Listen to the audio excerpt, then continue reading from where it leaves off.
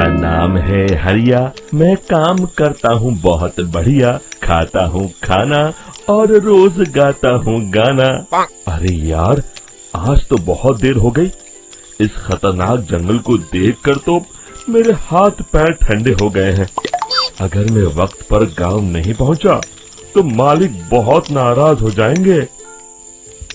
तभी हरिया को एक आवाज सुनाई देती है। सुनिए हरु जी। अरे, ये आवाज किसने दी? तभी हरिया को सामने कुछ दूर एक औरत खड़ी दिखाई देती है। अरे भाई, ये औरत अकेली इतनी रात को इस जंगल में क्या कर रही है? चलकर पूछना पड़ेगा। फिर हरिया अपनी बैलगाड़ी उस औरत के सामने लाकर रोक देता है और उससे पूछता है। अरे सुनिए, आप इतनी रात को इस खतरनाक जंगल में अकेली क्या कर रही हैं? तभी वो औरत मीठी आवाज में कहती है, अरे हरु जी, आप आ गए। मैं कब से आपका इंतजार कर रही थी। वैसे तो यहाँ से काफी लोग गुजर चुके हैं, लेकिन मैं खास आपका इंतजार कर रही थी।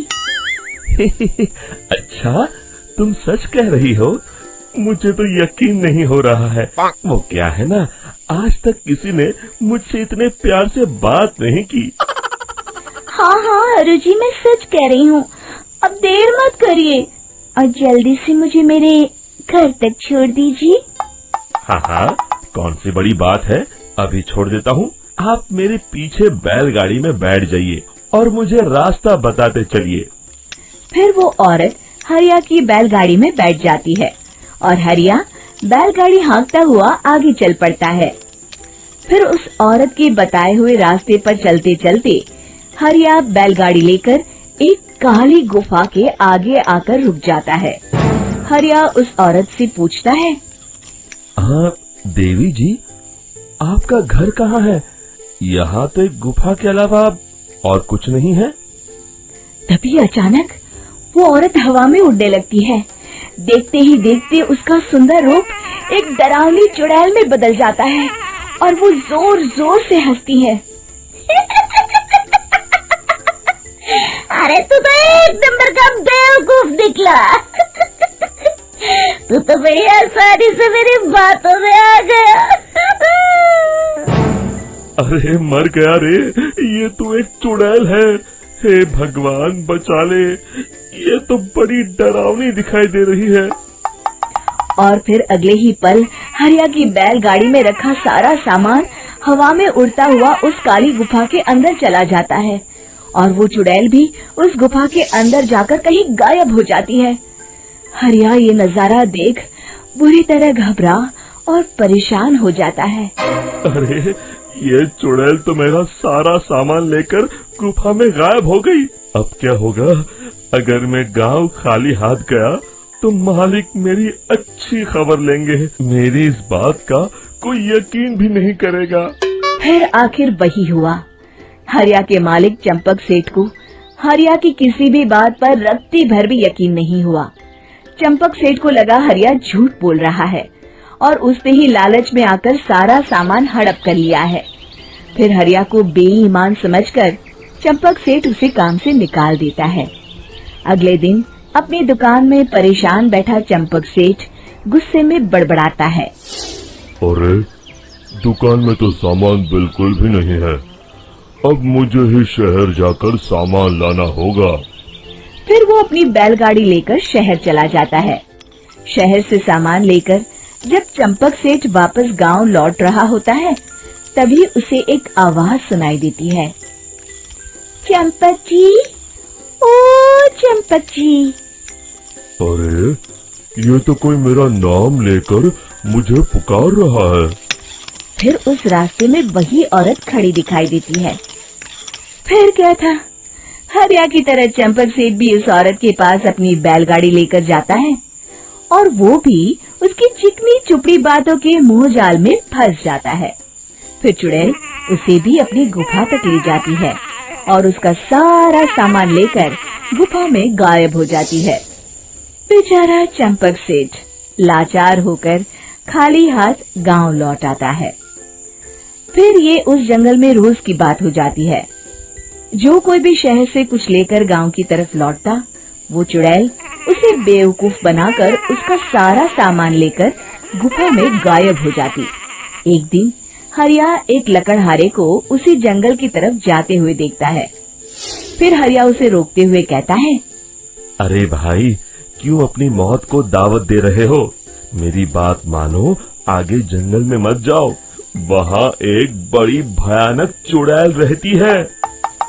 लकड़हारा हरिया की बातों को नजरअंदाज करते हुए कहता है, अरे भाई, मुझे पहले ही बहुत देर हो चुकी है, मुझे जाने दो भाई।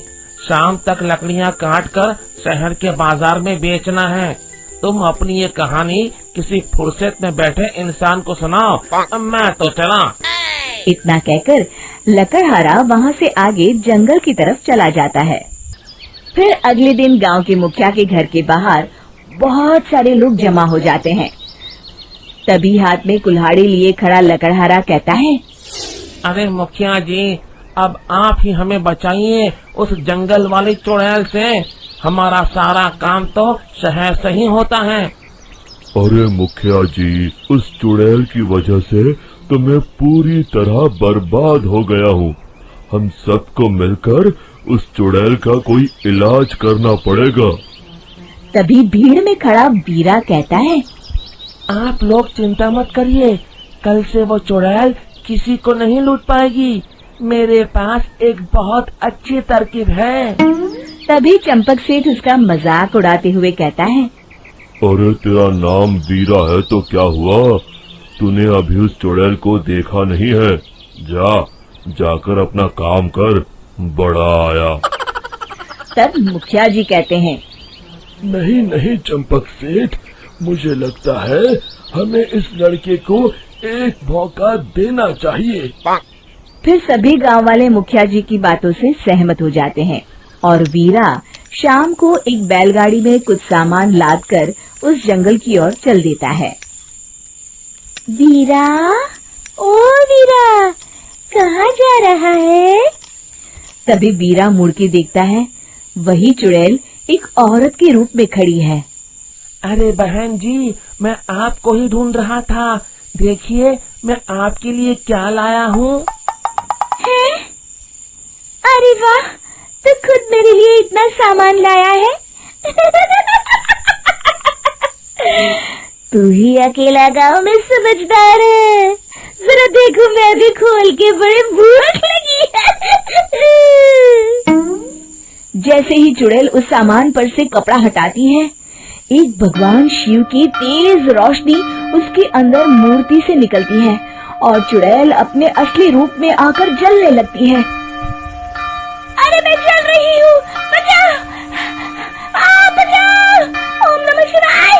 मर गई मैं! देखते ही देखते वो चुड़ैल राख के साथ उड़ जाती है और सभी गांव वाले भी वहां आ जाते हैं। शिक्षा बुराई पे सदा अच्छाई की ही जीत होती है। इसी तरह के कार्टून वीडियो देखने के लिए कार्टून्स टाइम चैनल को सब्सक्राइब और बेल आइकन को प्रेस करें। और हाँ, वीडियो को लाइक और शेयर जरूर करें। धन्यवाद।